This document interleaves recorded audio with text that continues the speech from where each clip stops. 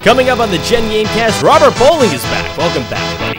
We talk about some Halo 4 bits, including the 9 seconds of multiplayer shown on Conan, and Kevin's hopes are crushed by Gil. All that and more coming up on the Gen Gamecast. It's in the game. Hey, and welcome to the Gen Gamecast for Tuesday, April 24th, 2012. And this is the show where we kick around the game news of the net, and we try to make some sense of it. And of course, we throw our own opinion in there for good measure. I'm your host, Trevor Mignani, and today, joining me with some of the best commentary this side of the Webernets is Kevin. Kevin O'Rourke. Gilbert Warner. And Tom Kaufman. Hi. Alrighty. Gil, your mic seems a little quiet, so if you could increase that, would be absolutely amazing. But this is the show where we talk about gaming news, gaming trends, and trends in gaming. 20% louder, Gil. Yes. All right, so we're gonna go ahead and jump into what are you playing, because I'm so scatterbrained. I need to take 5 myself. So let's pop it over to Tom. What have you been doing, Tom? On the multiplayer side, I've got a rivalry going with one of my friends and going on completely opposite ends of the spectrum. I've got Ultimate Marvel vs. Capcom 3 and Fortune Street. But Fortune Street, man, nobody has brought up Fortune Street ever. It's a shame, really. I think it's pretty underrated. But for anyone who doesn't know, that's kind of like Monopoly, but with stock options and lots of Mario and Dragon Quest cameos. But on the single-player side, I've been preparing for this Mega Man vs. Marathon you guys brought up during the last stream. Nice. So we'll go ahead and move on over to Gil. What have you been up to, Mr. Gilbert Warner? Well, I actually finished a game a few weeks ago. I finally finished Radiant Historia from Atlas. It was a lot of fun, though I do want to say the ending is horrible and it doesn't explain enough, and they need to re-release it now, because me and like a million other guys are really upset about the ending, and we want a new one.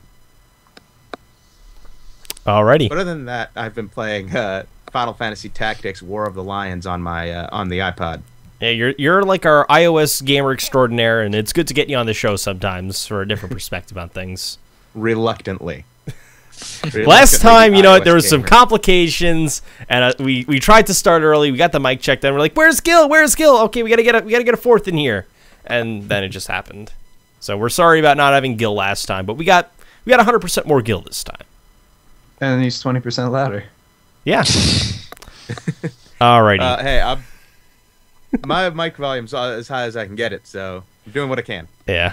Alrighty. So we'll move on over to Kevin. What have you been up to, Kevin? Playing this with the Super Nintendo. I doubt any of you could read that. That is. But this game is The Adventures of Yogi Bear for the Super Nintendo. It's probably the worst platforming game I've ever played. And most of the time I end up just playing it for a good 15 minutes. I fall off a few cliffs, and then I get scared by the intro screen, which is very, very loud and scary. Other than that, I've been playing Minecraft, and I just beat Trine 2. Nice. Trine 2. Everybody should go out and buy that game, or wait till it goes on sale again. I bought it. It was like $7. I played the first game. I loved it. So nice. Good to hear. That's been my week. Well, over in the studio space, I've been playing more StarCraft, laddering, getting better at the game. I want to thank Carissa Hot Red Streak, or also known as Red, for coaching me. So big shout out goes out to her for helping me out. And we have a big announcement concerning StarCraft 2 later on in the show that's going to help all of the scrubs out there get better. And maybe me too. Yeah, maybe Kevin too. Maybe me too. Maybe Kevin might be involved in that announcement. That's later on. So that's a tease after the tease you just saw for something that's going to happen later in the show. But I'll be picking this up later tonight, and I will show that to the wide shot. I'll be playing some Halo 3. It actually would make more sense if I just showed it to the front camera. I'll be playing some Halo 3 later tonight with you guys. We're going to be doing some co-op campaign, so if you're watching live, stick around. Otherwise, well, you should have watched live. But I think it's time for us to jump into the news of the week. Now, it looks like Kevin's got his copy up, too. Right here. But it looks like it's time to jump into the news of the week. And we'll go ahead and we'll talk about a story about a little man named Robert Bowling, a man who's received many death threats in his day. But he has finally announced where he's going. And where he is going is his own gaming studio. which is Robotoki. I don't know how to pronounce that. Robotoki is my best guess. Robotoki, I think. Are we all going to go with Robotoki? Because I think that's what I'm going to go with. Sounds like Bifuteki's cousin. Or I'm gonna go with Robotaki. Robotaki. Or Robotoki. Robotoki. I don't know. But whatever it is, it's Bowling's latest studio that he will be working for. And the whole thing with this studio is it's going to be entirely self-funded by the people working for it. So they're not taking any outside influence, so that way they maintain full creative control over all the projects that happen there.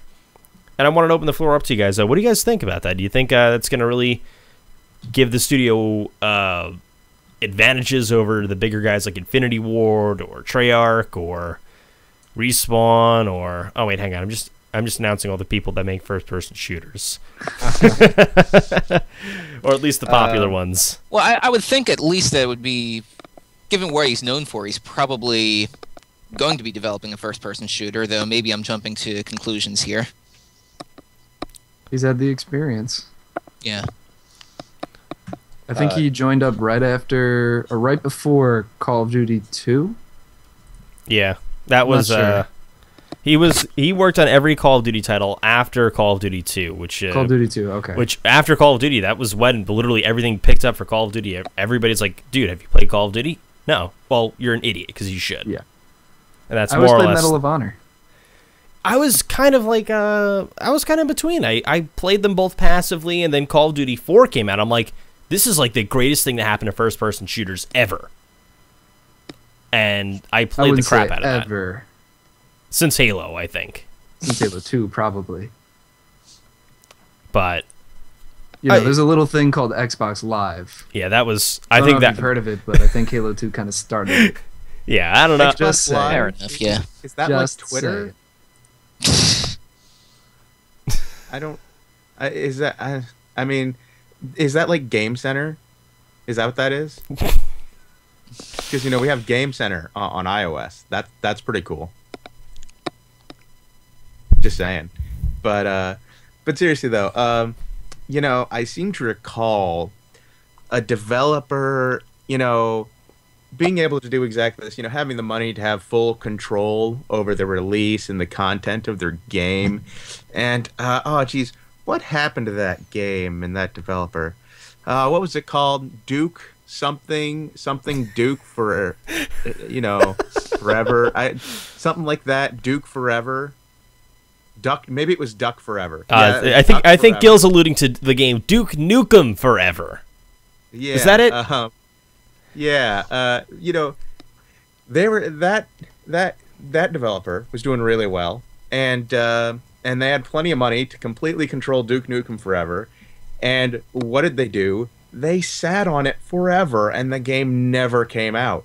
So I would say having enough money to have complete control over your game is not necessarily a good thing. You need someone to say, no, seriously, guys, we want this out now, and you'd better pick up the pace.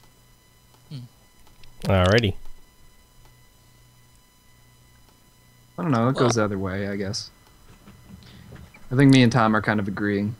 Yeah. Odds back and forth. I gotta say though, I am excited to see what Bowling does over at Robotoki Studios or whatever it's called. Sounds like a sushi roll, doesn't it? It's just Robotoki. There's no studios, no entertainment, just Robotoki. Robotoki. It's kind of catchy. It is, yeah. It's got the name part going for it, but we will see what happens to this. And of course, if you stick to Bowling's Twitter, he's still 402 on Twitter, and you could find out what his next move is. There's Duke Nukem Forever. Still $20. Oh, man. That was a shame. To be fair, I think it's kind of hard to press too much judgment until we've actually seen footage that he's, actually working on a game, though. Yeah, well, it's not going to be long. I could imagine he's going to take a little bit of a break because he's been probably balls to the wall with Call of Duty between both. Between every game, every Modern Warfare, such and just being kind of the face for Call of Duty.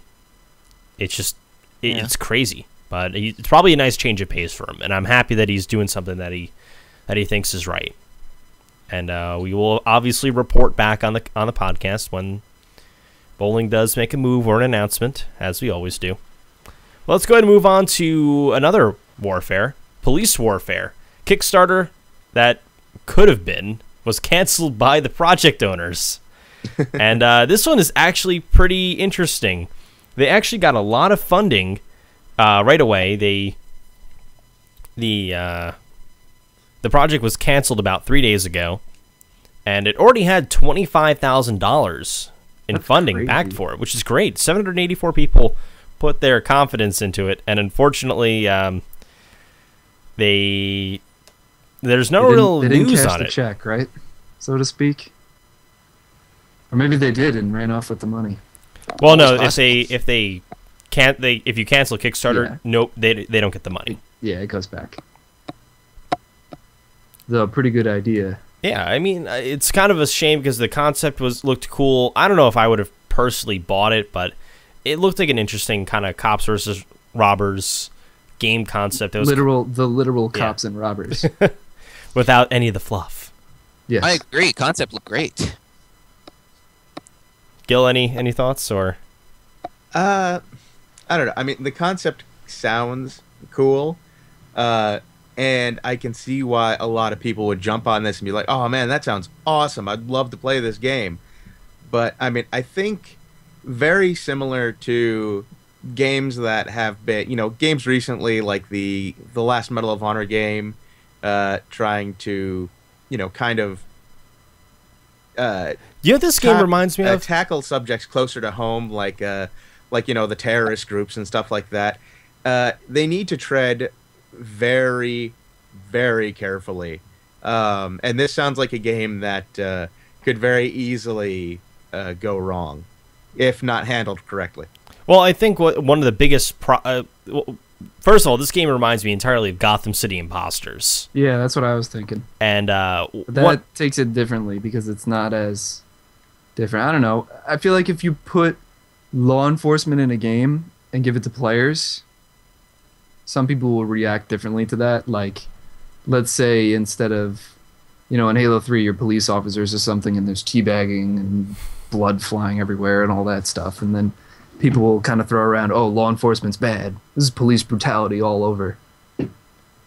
I could see that.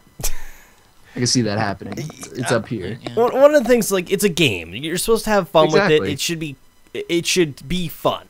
And if the game is fun, if the concept is fun, if it plays well, it's a success. Yeah. And I think it had a lot going for it, but I don't think the game had enough really on the plate to turn itself into a full-fledged game. Unless they were looking to release on PC via Steam. So they were already looking the cheap way out here, not really looking for big console. They were looking for they weren't looking for the retail deal, but they were looking to do Xbox Live and PlayStation Network support. But they wanted to. They were very ambitious. I mean, some of these rewards are actually pretty cool though. If you pledged $100, you get a secret unlockable class that will never be available ever.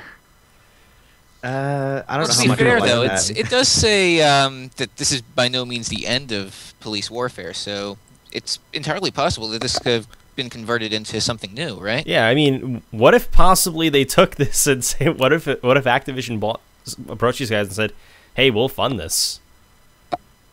What if? I was thinking about that actually. It sounds like something they would go for. I mean, what if it was a big studio or a big publisher that said, "Hey, we want you guys to come in and we'll give you guys some additional resources to polish the game up and really put that AAA polish on it. We just want you guys to cancel this Kickstarter here because that's bad for our business." I don't know. I don't think a big publisher would do that because publishers these days do not like to take risks. Dude, did you see the new Rainbow Six? I have not actually. However, I mean, just remember, Activision. Gil, I want you to go ahead and look at the Rainbow Six Patriots trailer and tell me if that is not taking the biggest risk ever. I will do that, but let me just say, Activision was the studio that did not want Infinity Ward to make Modern Warfare. They wanted another. They said no one Another wants World to War play II. that, and then it was a big hit. Yeah, they also Activision put in, if we're talking controversial here, also too, not only the extremely graphic scenes in the Modern Warfare series, and also too in the other Call of Duty games. I mean, you had that scene in Modern Warfare 2 where you played through terrorists shooting up an airport. And if you're going to say that's not controversial and that's not taking a risk, you are high and drunk. Oh no. Oh, not at all. That was definitely taking a risk. But at that point, they'd already proven them. The Infinity Ward had already proven them with the first Modern Warfare, and so with the second one, the publisher was like, "Okay, you guys do what you want." But because this is not an Infinity Ward saying, "Look, guys, we're serious. This will be great." Since this is not internal, I have a feeling that publishers would be a little bit less interested in getting too close to it. All right, I'm playing on the stream now the Rainbow Six Patriots trailer, and I this is the example here. This is pretty freaking intense, crazy, and it really hits close to home. Perhaps it hasn't come up on my stream yet. But you'll see gotta that, see and it. that was You know, the whole announced at the throwing guy out of VGAs building, in 2011. blowing up civilians in a city setting. It's Yeah. it That's it a is bit definitely graphic, especially jaw-dropping. if you live in the New York area, near the city, All right, here's a game or in a that city. I would like to see that will probably never be made. But Cloud 3. and maybe the Patriots trailer is this. I have no idea. I have completely missed that, I'll admit. But a game about American, like another American Civil War, with soldiers fighting civilians and that kind of thing. That game will never get made. But that would be interesting. All right, I want to wrap this up with a comment from Lex in the chat, who says, "Could have been another Brink," and that is true. It could be the savior of preventing another Brink from happening. And with that, let's go ahead and move on. Unless anybody's got anything else they want to say about police warfare or controversial topics in games. I think we're good. I think we're good. I think we got our Nothing fill for me. of gut-wrenching horrors that are going to be the future of gaming. All right, so Kevin, we saw some Halo 4 bits, Yes, we did. and what do you think of the bit they did on Conan? Of the bit on Conan, I thought it was funny. I know you haven't watched it all the way through. I but caught think most of that- it. I thought it was hilarious. I think the I bit watched that the he whole did thing. with Kiki Wolfkill and Frank O'Connor at the beginning was pretty funny. They set it up to be like, oh, we're gonna be these epic space warriors shooting people, and and then they end up. And I don't know if it's gonna happen, but I think it will, because the nature of 343 Studios and Bungie Studios, they did some VO work. It was Conan O'Brien and his co-host Andy. Always forget his last name. That's his last name. He's Polish. They recorded some VO work, and it's just hilarious. And they actually did throw a few multiplayer bits in there. It was like 9 seconds or whatever. Yeah, not 9 whole seconds of multiplayer, folks. 9 so whole seconds. It doesn't really. You really fit don't wanna- that well in the video either, but it's funny, and I'm pretty sure they're going to use it, and I hope they do, and it's going to be great. and if they Can I do, just say- Conan will be my hero forever again. Yes. Can I just say, the footage was Conan getting shot and going ow, ow, ow, ow. That's pretty much the footage. I don't know. Yeah. It didn't seem like. I mean, you're not watching it for that footage though. You're watching that for the BTS and the comedic bits, and that's just kind of like that's like the 3 sprinkles on top. It's Yeah. just it's a I will garnish. say, if they put that bit with them talking about the crates in the game somewhere, That would be that'll be pretty hysterical. sweet. Yeah, and it would be reminiscent of. And now that we play this, we're going to be playing this later, Trevor. I Yeah. need to show you the Halo 3 bit with the. I've seen it. I Rooster know it. Teeth I did not know it was Rooster Teeth. I feel Yes. so stupid. You should. Oh yeah, because their bit actually changes on different playthroughs. You're talking about the one on the Crow's on the Nest. Rat's Nest level, right? Yeah. Crow's Nest. Yeah. Close. Yeah, well, it's the rat's nest. It's the level rat's nest was based on. You know what I mean? Yeah. But yeah, where they're pounding on the door. Hey, let me in. Let me in. What's the Yeah, password? Yeah, What's the password? exactly like that. Trevor didn't catch it. And I no, I saw it, but I didn't know He's where it was forever from. shamed. All these years. I knew it was there. I've seen it multiple times. I'm like, oh my god, this is the funny part. I gotta go see this and watch this happen. Yeah. Speaking of Halo and Red versus Blue, season 10 of Red versus Blue is going to be coming out on May 28th, Memorial Day. And it's going to be not starring, but a character will be played by Elijah Wood. You see, this is cool. This is like a grassroots machinima series that really defined what a good machinima was. And this is them really getting a real big-time actor to kind of get in it, which is cool. Yeah. Elijah Wood is going to be playing... If you're familiar with Red vs. Blue, Elijah Wood will be doing the voice of Sigma, which is supposed to be the Meta's original AI. But if you're not familiar with Red vs. Blue, that means nothing to you. I know what you meant, Gil.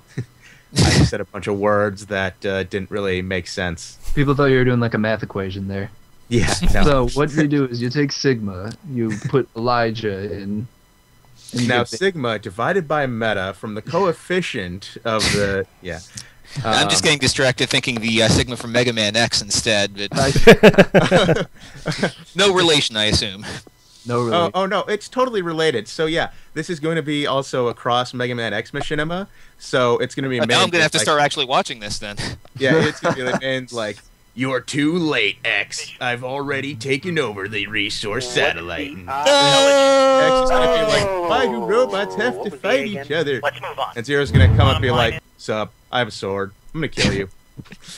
And it's all going to be done by Elijah Wood. Yeah. Yeah. Perfect. Hey, Kevin. I got some bad news for you. Imagine your dreams in my hand, all right? Now watch what my hand does. That's my hand crushing your dreams. That's one carpal tunnel hand crushing my dreams. Yeah, I'd like to tell you something, Kevin, about a little game from level 5 called Girls RPG. Okay. Oh Gil. god. Don't tell me you're going to crush... A level 5 game, so it's got to be good, right? The title sounds weird. But level 5 are the guys that made Dark Cloud, right? Shouldn't they be working on that? Or maybe White Knight Chronicles? Or Nino Kuni, for that matter. All Actually, right, that's all right. probably already finished, right? All right, how about this? I'll tell you about the game, and you can tell me if it sounds cool. Okay, Kevin? Okay, Gil. So this is a game where you start off as a girl in town, and you see the okay. I don't even know how to start describing this game. Is so ridiculous. So you're this average girl who ultimately starts working for a hostess club in Japan. It is a game that glorifies being, practically a prostitute. A hostess, basically their job is to look pretty, pretend to be interested in a guy, and get him drunk. And that's basically it. That's totally the opposite of being a prostitute, though. So, like, random encounter? Sort of. So this game basically glorifies the idea. First of all, if your hair is straight or if you just have pigtails, you're not pretty. Basically it kind of glorifies the idea of being a hostess in Japan. And this article on Kotaku goes through the first hour of gameplay.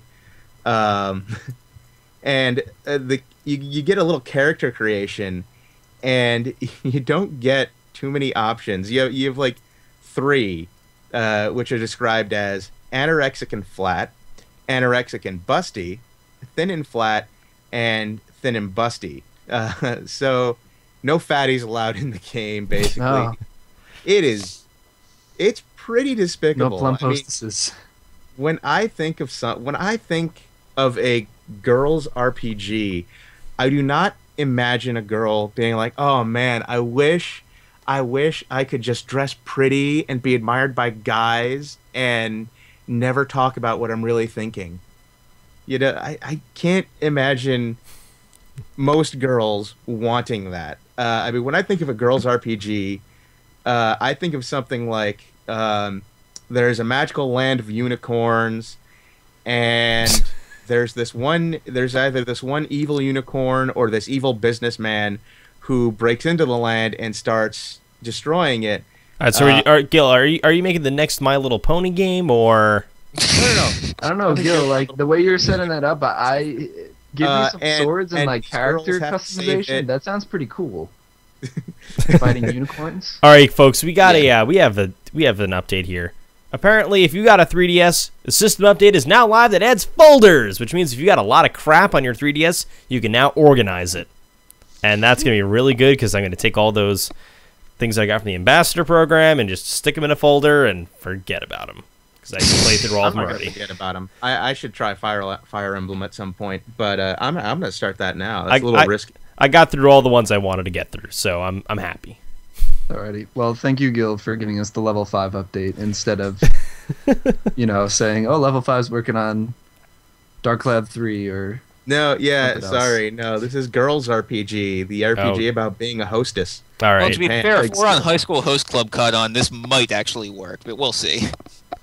All right. I probably am going to make an enemy out of saying that, but I'm sorry. All right. Well, this is like the time of year that I hate the most. It's the time that leads up to the most exciting time in gaming news, which is, of course, E3. And it's kind of, you got nothing to work with here. A lot of like teasers, a lot of trailers, and a lot of like empty promises right now because we don't have anything to touch. But we do have some things that are coming out soon. We have the new Ghost Recon that is coming out soon. How long we have? What, 2 weeks for that? 2.5. 2.5. It's soon though. Maybe 2. I don't know. I now have to look that up. Forget the release date. But it is definitely soon. I think it's or is it a month away? Because I know the beta just went live. Is this the one that was talked about last E3 with the whole Kinect thing where you can kind of string the gun? Ghost Recon Future Soldier. Is that that's the one? Yep. Sweet. And Kevin is properly demonstrating the Kinect shooting mechanics. I will be live streaming it, and I'm going to try to play through the game with Kinect. Hey, if that goes well, maybe I should pick it up and a Kinect. I can play it if it's with Kinect. All right, I'm sorry, folks. It is a month. It is a month minus 2 days away from coming out. It comes out May 22nd. We are way off. Jeez. The beta's live though, so if you are interested, you may go ahead and hop into that. It looks amazing. Oh my god, the game looks so cool, and I can't wait to get my hands on it. I might download the beta sometime later this week, but the beta is live, so do it now and enjoy. So I guess this is the part where I say, speaking of betas, Trevor. Yes. I was thinking the same thing, yeah. Speaking of betas, yesterday was the last day of the Diablo 3 beta. Blizzard went ahead and they gave beta access to Diablo 3 to everybody that could get in. I was working all weekend, so I couldn't get in. Yeah, it's a shame. You really should have played it. It was a lot of fun. I should have. They gave it through, I think it was Friday. They said, we're doing this, and then, at Saturday, at 12, at midnight, it was Saturday through Monday, and they let everybody play. It was a lot of fun. You were able to play up to level 13, and it showed a lot of stuff that some players are kind of turned off about. Some players, like myself, are kind of skeptical. But there's a lot of things that were really good with the game, and it looks very good, especially, it's building off a game that came out in 1998. Yeah, so I mean, like, they really got it's kind of like a make it or break it kind of thing. It was kind of like how when StarCraft 2 came out, the only thing you could compare it to was the original StarCraft, and it was such a visual overhaul that it blew everybody away regardless. Mm-hmm. The visuals are great in this game. I don't know about some of the classes. I was only able to play to level 13, so I don't know how they're going to be later on. But I will say one thing. Demon Hunter. That guy is a lot of fun to play as. That sounds like a fun character to play. Arrows. A lot of fun. But, so that's really what I spent my weekend on. I lied about the what are you playing stuff. Liar! And there's no editing, so we can't edit that in. For sure. All right, so To be fair, I know one person I've talked to that actually was not impressed too much with the beta, though.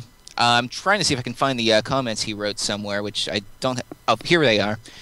Just thought that he pretty much powered through the first act with almost doing nothing. Thought the game was too simplistic and boring. Yeah, I mean, it's still a beta, so things could change, but that's it what I seemed think. a little easy, but I think this was just one quest line. If that's all of Act 1, like, that's not fair. There was way too little content for it to be the whole Act 1. Especially being able to get to level... Like, I beat it at level 9. You're able to level up till 13. If you want to get to level 13, you had to run through that beta like 12 times. I mean, what Diablo 3 I think is going to be adding is they're adding a lot of difficulty modes to it. Aren't they? I think they're. I forget what the mode is Inferno called. mode? The Inferno mode, yeah. And that's actually part of one of the new things we're going to be doing in the channel. We're going to have people running through on Inferno mode. That's going to be fun. Hopefully And or myself frustrating. included if I can. There's gonna be a level that I cap was really too, so. disappointed with the Diablo 3 beta. What's up, Gil? I was really disappointed with the Diablo 3 beta. Did you play it? No. It's probably why Is I that was so what- disappointed. That's probably Yeah, why you're a little disappointed. if Yeah. it makes you feel any better, I didn't play it either. So I mean, it looked a lot like Season 7 of Star Trek Deep Space Nine. Wow, Best I pulling can that think. reference out of nowhere. Damn. I was watching that on Netflix for no reason in particular. And just a heads up, we are not sponsored by Netflix. No, That was not an ad at all. no. I would never advertise something like Dropbox. Store all your files in Dropbox. I should start spamming my Dropbox link everywhere so I can get more storage. Yeah, I had actually maxed out my storage on that, but then they've increased it. I've got So like 8 gigs now. I should probably go ahead and do that. I've got like 8 gigs of storage on Dropbox. 7.8. I'm close. I have 10.8 gigabytes. Oh, look at you, Mr. Fancy Pants here. I think I used to have 6. I think they must have recently increased my size because of a lot of click-throughs I got before they made the change. All right, so let's. But- So That's not speaking really of related to expanding gaming. storage sizes, Nintendo had some new things that they announced today. All Trevor, right. why don't we talk about Yeah, those things? let's do talk about some of those new Okay. things So happening. you want to talk about New Super Mario Bros. 2? Yes. New Super Mario Brothers 2 is Given how coming much to I the loved the first 3DS and not to the Wii. What a Yeah. surprise! Not. Yeah. Well, I mean, Um, technically, the first New Super Mario Bros. Came out for the DS and not the Wii. So That's exactly Yes. why I'm saying it's not a surprise. Exactly why. Yeah. Skip and actually, for that Zine. matter, didn't they All right, already Kevin. announce New Super Kevin Mario has the Brothers? floor. So we'll let Sorry. Kevin finish. Sorry The about that. title for the Escapist magazine article for this was called New Super Mario Bros. 2 Ditching Wii for 3DS. That title is so tongue in cheek. It's not Yeah. even funny. Then again, it is the Escapist, so I mean, you got to take it with a grain of salt. But I didn't want to take a shot at the Escapist. I mean, I love the Escapist, but that article title is so bad, it's not even funny. Yeah. I mean, for anyone who doesn't know, New Super Mario Bros. Came out for the DS, then was released as New Super Mario Bros. Wii with a lot of changes to it as a Wii game. So it would make sense for them to go back to the platform, especially when the Wii's life cycle is pretty much out the door. Yeah, I mean, there is going to be a new Super Mario Brothers style game for the Wii U. It's just going to be a matter of what it's called. New Super Mario Bros. Wii U. It's 2 Wii U. Oh, Well, right God. now they're calling it New Super Mario Brothers Me.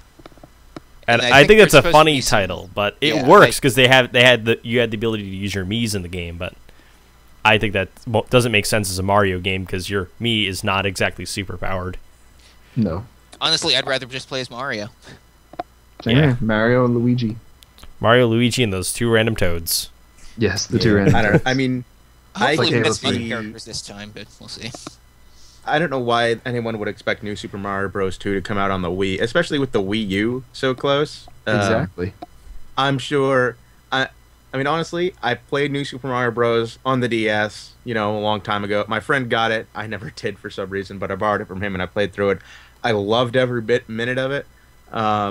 and I loved the Wii game. I'm sure if I can get rid of the carpal tunnel, I'll love the 3DS game, and I bet I would, and I'll love the Wii U game. Which I'm just gonna go ahead and say, yeah, there's gonna be a new Super Mario Bros. Wii U. Just, I mean, come on. It's gonna be a matter of what it's called. Yeah. I'm mostly in agreement with you, Gil, that I know almost nothing about either of these games, and based solely on how well I liked the other two, I'm expecting to like this one as well, but we'll see. Alrighty, so it is time to move on to probably one of the coolest things we've seen this week, and that's actually no, we'll wait for that. But Kevin's got some rumor watch and some additional information about the Call of Duty series. Yes. Some announcement stuff? Yeah, some announcement stuff. I feel like we're overloading everybody with Call of Duty stuff this week, but... Well, I mean, we didn't really talk about Call of Duty yet. Because we talked about bowling, who is no longer associated with Call of Duty. Yes, that's true. So, case in point, the new Call of Duty game will be unveiled during the NBA playoffs. Which means you will have to subject yourself to watching sports in order to find out some new information. Yeah, but I think it kind of works, though.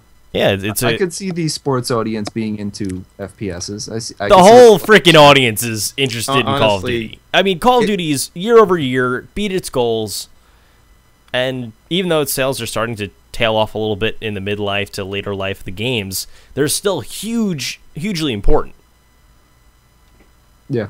Yeah. And I mean, this is totally the audience. It's not just the audience for Call of Duty. It is the Call of Duty audience. It is the, sports game, college age, male crowd that would watch the NBA playoffs.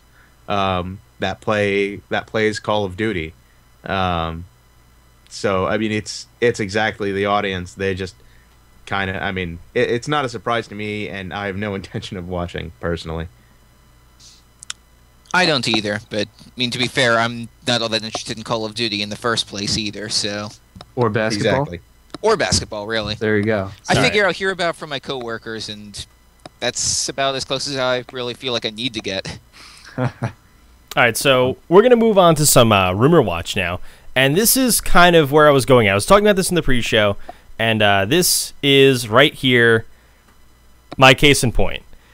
That FPS Russia video that I linked to, guess where it is? It's on the Call of Duty homepage. Look at that.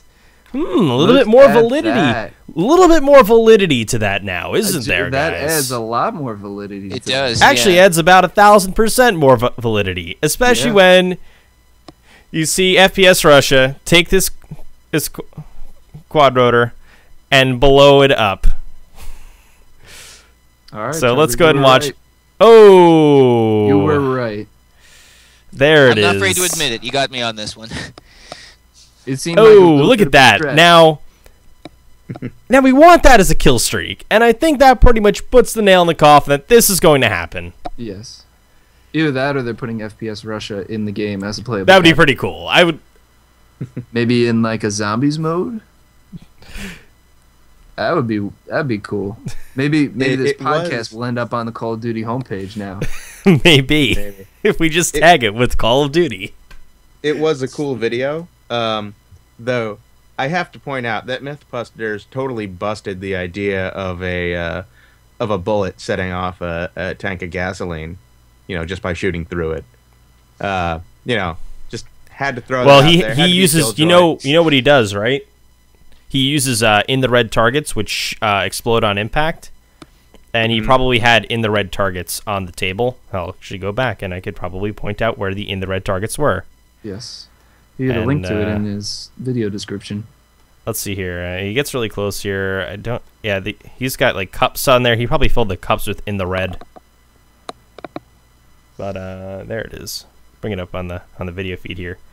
But. We do know that. I mean, there could be some in the red there that explodes, and that could set off the gas tank.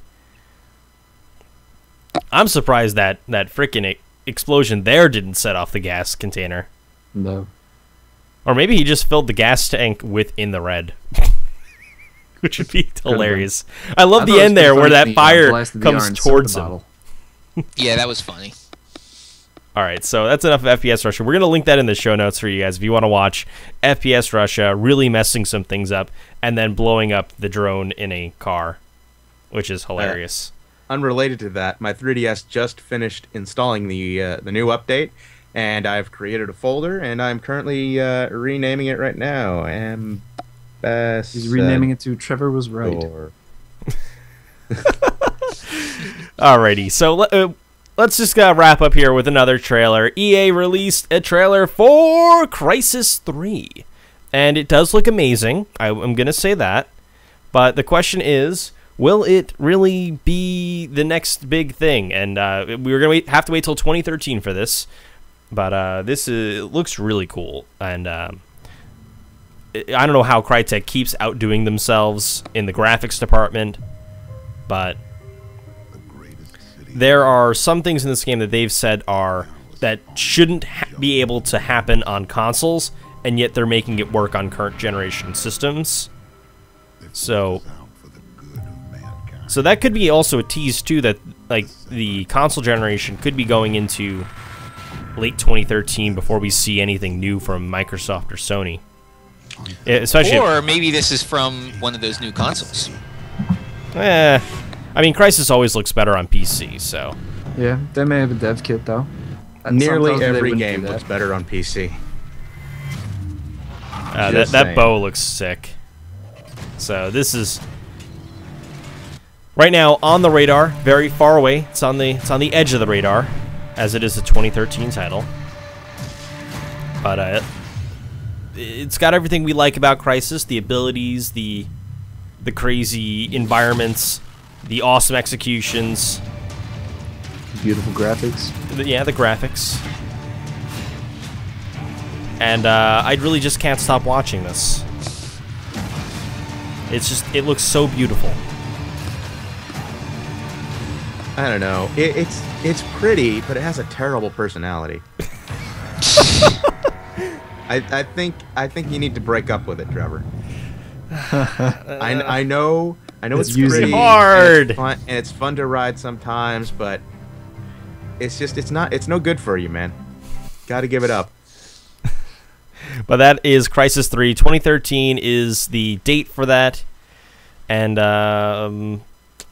Xbox 360, PlayStation 3, PC, Wii U, all up in the air at this point. So we will find out more when that happens. So let's go ahead and move on to our little discussion topic here, and we'll let Kevin jump this off. Okay. Next-gen consoles not being able to play used games. All right. We'll let the two newcomers, or recent newcomers, I should say, get their first shot on this topic. So we'll start off with Tom. Well, I mean, I've read the rumors. It kind of makes sense from a business standpoint, just because, yeah, I realize a lot of game companies are losing money off the used game market. But honestly, I think the game market as a whole is going to take too much of a hit from that, and it's certainly going to be a problem if, say, my friend brings over a game and just because it's registered on his console, he's not going to be able to bring it over here without some kind of access code or whatever they want to do. Well, I mean, for example, right now with EA's Online Pass, your Online Pass is tied to your gamer tag, so he would have to sign into your console to access his copy of the game. Which is probably where they're going with that, too. Well, although that also brings up the problem, even if I'm just borrowing it from it, just maybe say I want to just try it for myself, see if I like it. Yeah, I think more than anything, this is going to kill the rental market. It's going to kill the market of potential buyers. The retail market. GameStop? Down with GameStop. I hate that company. They need to go. It's the last retail gaming store around. Yeah, but they've been superseded by all the big boxes. Like, you could walk into a Walmart, a Best Buy, a Target, and hundreds of other stores and buy video gaams there. Why is there a reason that GameStop still exists? Because that's the only place you can buy Xenoblade and the Nintendo 3DS add-on thing that I forget what it's called. The extra control stick. The Circle Pad Pro or the Slide Pad Pro. Yeah, Circle Pad Pro. I like the gaming place specialty store. You exclusive get those GameStop. nerdy guys that are really socially awkward that, just know maybe one thing that you didn't know. You walk in there, maybe you get a pre-order, you show up for the midnight release. You don't want to do that at Target or Walmart. That's boring. My opinion. To be honest, I don't have much of a problem with GameStop either, even though I tend to go for the local, smaller places first. We don't have those. We have do, but one. that's- Mine and Trevor's area, we don't have those local mom and pop. we did at one point. We had Plane them, Trade, and we killed them. Yeah, they went out because they had They got outdone by GameStop. They could not compete with GameStop is going to GameStop. be outdone if this happens.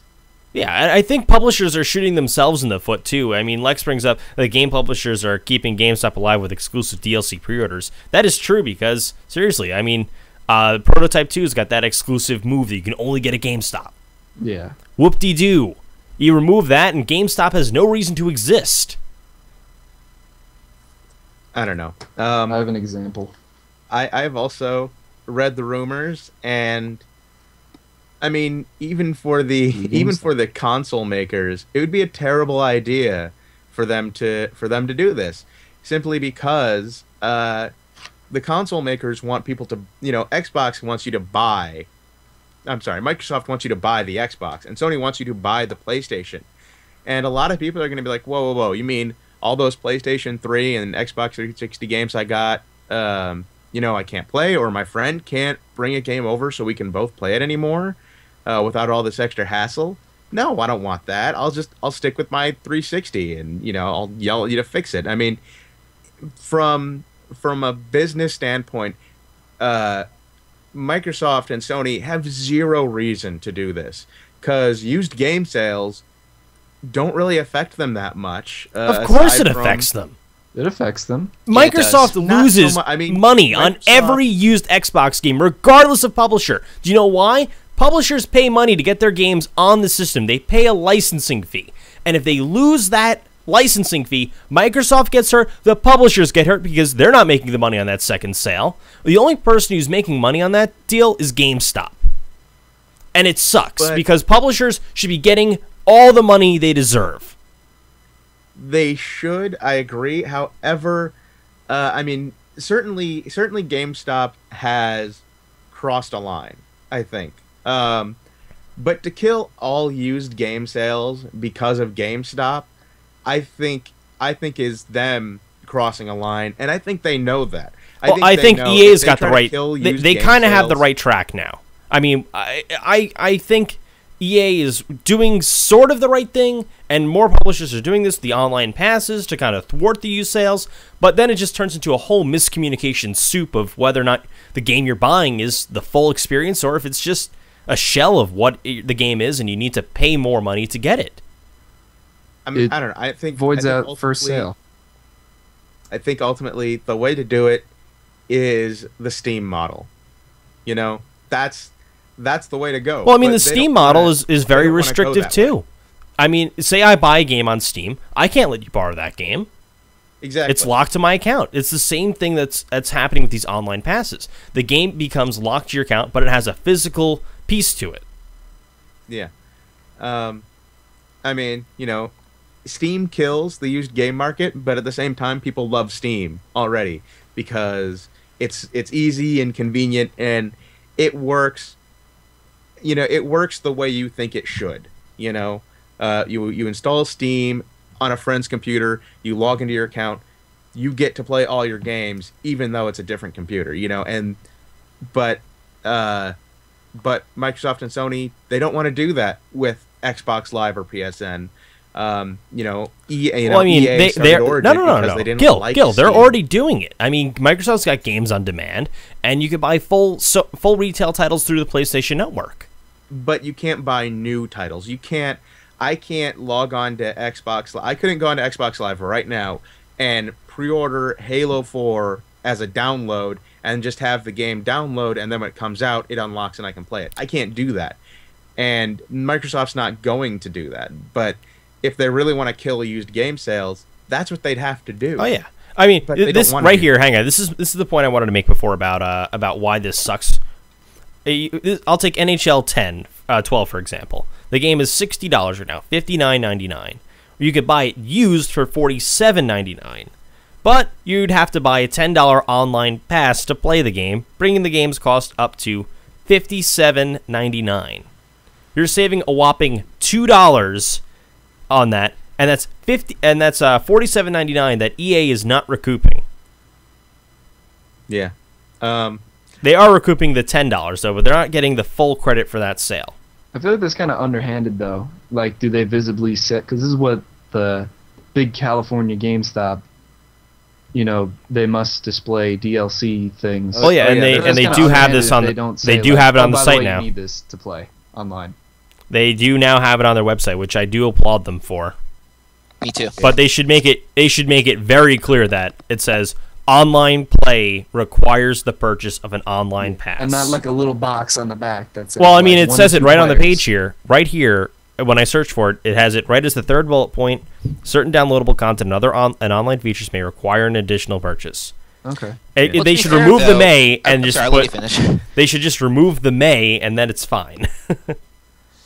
What I was gonna say though is, would it have that on other stuff? Like, I know, just because I play a lot of fighting games, a lot of them have downloadable characters as an extra content. Would it say those? Because you can certainly get pretty much the same game without that. And with this, I mean, online play is a huge selling point for a sports game. So they may need to just have a separate disclaimer for that when it is such a big part of the package. Yeah. Yeah, I don't know. I mean, I read something a week or two ago, and now I feel like we can't get into the whole secondhand game sales without getting into a second topic, which is that games these days are too expensive for what they are. They are. Well, there's a reason why they're so expensive. The costs have gone up exponentially. Yeah, but it's a very complicated problem. The costs have gone up, so they have to charge more to make money on the game. On the flip side, though, because games cost so much, people don't want to buy the new products. People don't want to pay $60 for a game. They would rather pay $40 or and then $40. And then if they have to pay an extra 10, well, they still saved $10 by not buying the new title. And if they started charging $30 across the board for all new games, that would instantly solve the problem of used game sales. I mean, not completely. Obviously, there'd still be people who would buy used, but I don't think that would solve the problem. Was $30? No one's gonna go go to GameStop and be like, oh, I can get it for. They're selling it for 20. They're selling it for $1 cheaper. I'll get the used. No, they're gonna get the new copy, and part of the pricing problem leads into another point of mine, which is that games are too short these days.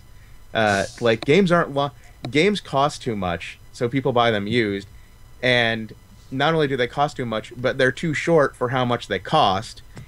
It's a whole huge complex problem, and I don't know if there's a solution other than maybe taking longer to make a profit on a game. Maybe instead of charging $60, doing, like I said, cut the price in half, sell the new Call of Duty for $30, with its standard, 4 to 6 hour campaign, and then you just play multiplayer forever. Or until and the next then one see if comes you out can't next sell, twice as many copies because more people are buying the new game instead of a used copy. I'll be honest. I just looked at what the used cost of Modern Warfare 3 is. It's $54.99. Yeah. What's the difference? And there's no difference in the game. Because there's no online pass. It's just the game, $54.99, as opposed to $60 for a new copy. Yep. And is that $5 really such a difference? Not really. To me, no. Maybe to It's- parents that want to save, yes. Yeah. Then again, it's- parents should be buying their kids Call of Duty Modern Warfare 3. Yeah, that's point, yes. that's a discussion for another podcast. Yeah, that is. That's a whole other thing. yeah. And I definitely want to tackle that because I think it's such an important topic to talk about. It's not a big difference, but at that price, at a $60 price tag, people are more inclined to shave a few dollars off of that to make it cheaper. If it was $30 and you could buy it used for, if it was $29.99 and you could buy it for $24.99 as a used copy, I bet more people would just be like, oh well, you know, it's only $5 more and I get the new copy, you know. But at $60, it's like, geez, I don't know, that's $60 and I don't really want to spend a full $60. Here's my deal with this, and I guess some of you could see this, and maybe if it goes digital, then the whole thing's out the window. But let's think. Maybe go back a little bit, back a few years. Let's say Halo 3 just released. Boom! Everybody has brand new copies, and you can only play your new copies on the game, on the system. You want to go back to playing that game, and maybe your copy broke or whatever. Where are you gonna buy a new copy in a retail store? Are companies, in a way, places or other places gonna have to keep stock of these games as in a way, Kev? That's where the online pass system kind of works, though, where you have that number that's tied to your account, says that you own that game. You own it, and then it'll work. And then you just sign in with your account, and that's it. But then we talked about this on a previous episode, that EA is shutting down servers controlling these online pass-enabled games. Yeah. And then that's the second problem. And then you got a game that's completely something to shut down. Right? Yeah, more or less. Yeah. And I think the big thing with used games is you have this pass-along audience, which may or may not make up for the money that producers lose. Let's take Diablo 2, for example. I've probably gotten a good 10 or so people to buy Diablo 2. That money goes towards, I guess it will go towards retailers who've sold the game. But then again, you think, you know, if it were a digital game, let's say Trine 2 or Trine, I've gotten people to buy that as well. It's the pass-along audience. It's just like this magazine, conveniently right here. I bought this Game Informer magazine. It's the Halo 4 edition copy. I give this to Trevor. Am I some thief that's stealing from it, or am I just giving the magazine that I owe? That I own, rather. Well, you're not. It's weird. It's the complicated, controversial issue of, is it my right to give this away to you? Is it my right to let Gil borrow my copy of Halo 3? I think we're missing the crux, though. It's the mass. It's not so much the single use cases or the pass along from person to person. It's the massive where you're encouraging this behavior, and you're literally robbing the developers at that point, and you're encouraging players to trade in their games. Hey, trade in your game and get $4 for it, and then turning that around into a massive profit that the developer never sees. Like, for example, like if you give me your copy of Halo 3, there's no money exchanging there. I'm just getting to enjoy the game. And then would you be more encouraged to play? If I like the game, then maybe I'd go and I'd put a pre-order down for Halo 4. There you go. It's a double-edged sword. It is one way or the other. I mean, the used game market is important, and I don't think used games are going to go away anytime soon. Because I hope not. Oh, definitely. I mean, I have there's a huge library of used games that I bought. Where am I going to find a copy of Dark Cloud, brand new? I mean, for under $100 at that. Used games are the reason that certain games become cult classics. You know, I mean, like Beyond Good and Evil is a perfect example. I never managed. I was younger at the time when Beyond Good and Evil came out, and I wanted to get it on the GameCube.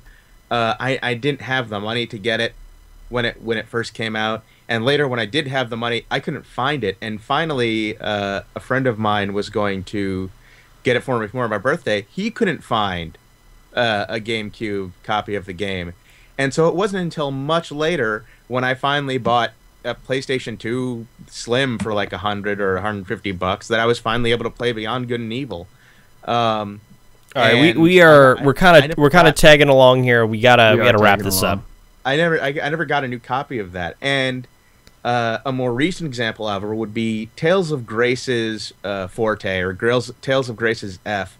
Recently came to the United States. In Japan, the PlayStation 3 version is a port of the Wii game Tales of Grace's with some added content.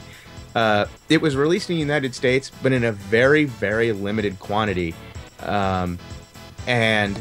And they've said they're not printing any more new copies. So they have this one run of the game. That's it. So I went and bought it new because I know if I wait too long, all the copies are going to sell out, and it'll be hard to find. It'll be impossible to find the game. And if this game is amazing, it could become another cult classic where it's a game that's impossible to find, and the only way you're going to get to play it is used. And you know, advance time 5 years, say these new consoles are out, we can't play used games anymore. We have another situation like this where a game just does not get a huge release. You're never going to be able to play that game ever. You missed out. Sorry, you don't get to play it. Too bad, because you couldn't buy it when it was new because there were a limited number of copies, and you can't play any used ones. So you're out of luck. Tough. And that's a horrible, horrible thing to think about. I think we should go back to the NES days. Here's your All right, Gil, I'm going to have to cut you off here.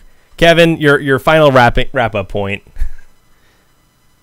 I'm good. I'm good. Gil with the mouthful. I don't want to think about it too much because I'm just going to get upset. Tom? I'm still mostly against the idea of the new consoles limiting used games. I agree with Gil in that there's still going to be a used game market for good reasons, but yeah, I do think there needs to be something done to combat publishers losing too much money off this. I just think they're going about it entirely the wrong way. Maybe some percentage from retailers. Yeah, maybe sign a deal, like, or something. I don't know. Who knows? How about any time you sell a copy of this game, 5% of the sale goes back to the publisher. Yeah. New or used, doesn't matter. 5% Yeah, a fixed percentage. All right. Yeah. So, Gil, where can people find you online? They can find me on Twitter at twitter.com/Mr. Puck, M-I-S-T-E-R. Puck. I think you can spell Puck. Yeah. It's pretty Okay, cool. Kevin. You can find me on Twitter at Shabazzle. And Tom. Well, I'm not on Twitter, but I am in charge of genstream.net, so that's the best place to find me. And you can find me on Twitter at the Mags. We got the Gen Game Noob League. Go to gengame.net/Noob League for the full lowdown on what we're doing, and we're going to get better at StarCraft together. That's it for the Gen Game Cast. We'll see you next time. Say bye, everybody. Bye, everybody.